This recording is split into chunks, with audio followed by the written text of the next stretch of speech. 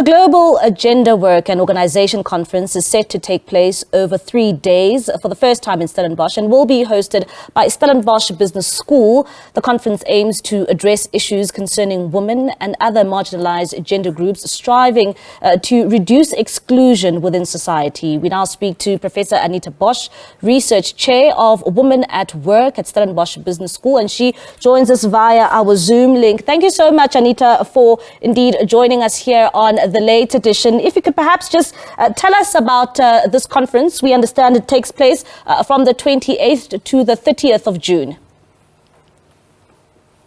Yes, thank you so much. We're very excited about the conference taking place in Stellenbosch. There are still tickets available for online participation.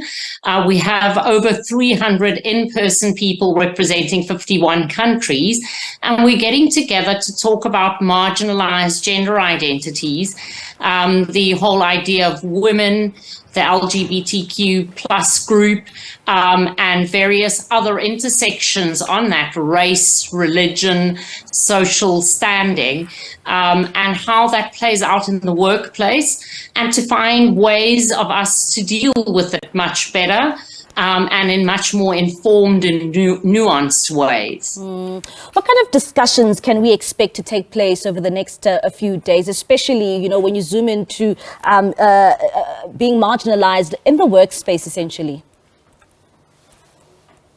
So there's a number of, there's over 300 papers being presented from scholars across the globe, and there are various angles on gender in the workplace.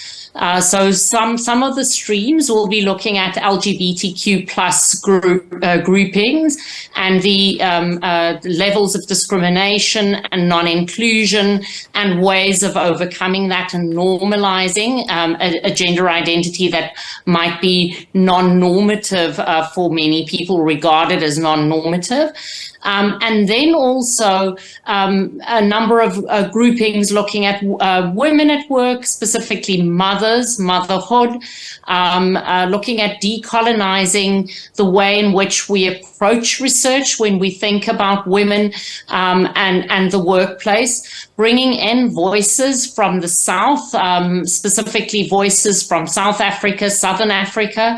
But we're also very excited about a number of scholars from Central Africa that will be joining us. And then inviting us to really bond and start forming other research partnerships between people that are attending, some that are attending online, and tackling the issues together with transnational studies, but also for researchers to get together with more mature and younger researchers to boost really the investigation on this and to take it forward. I think for a very long time we've been speaking about women at work, and still women face a lot of challenges, and often because certain norms just remain very much the same in households, which spills over into the workplace. And what makes this conference important, especially, you know, during this time in our country? I don't know if you also heard the discussion I was having with the Algebra Party, you know, just based on them not wanting the LGBTQI community, you know, being made part of family life. So, you know, what makes this discussion very important? Yeah, so it's timely for us to really interrogate our thoughts about marginalized identities, and especially given our country's constitution, which is explicit about non-discrimination. We come from a history of extreme discrimination, and our constitution really paves the way for us to think about these things quite differently.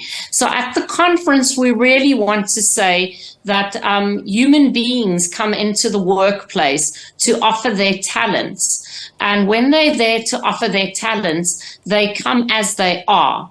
And if employers are smart, they accept people as they are, and they utilize those individuals towards really bringing their gifts into the workplace.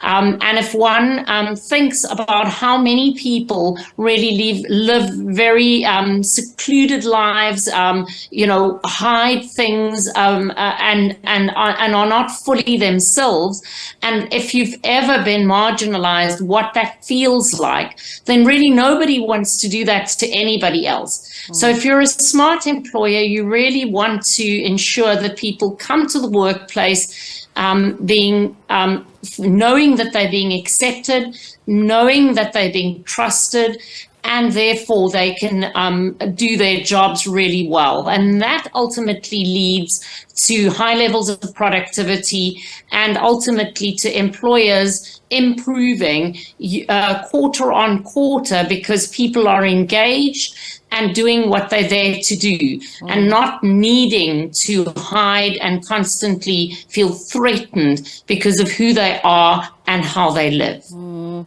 Anita, what would you say are the common problems that you've come across and you've been alerted to, especially by the LGBTQI community, which really shouldn't be existing in our workspaces?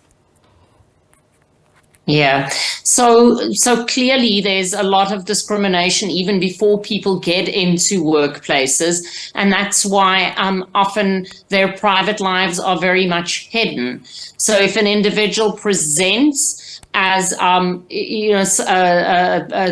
as though the employer doesn't know who they are and where they fit neatly in a box, then often the employer would refrain from employing that person just to start off with, without asking questions about what it is that this individual brings to the workplace and how they can fit in. The second issue would be about leadership, to lead others. And often that would happen, let's say, to women that are in same-sex relationships. If that is known to the grouping, what does that then mean? Where followers don't always know where to place you then, because you don't fit this heteronormative ideal. And the same would then be for men as well.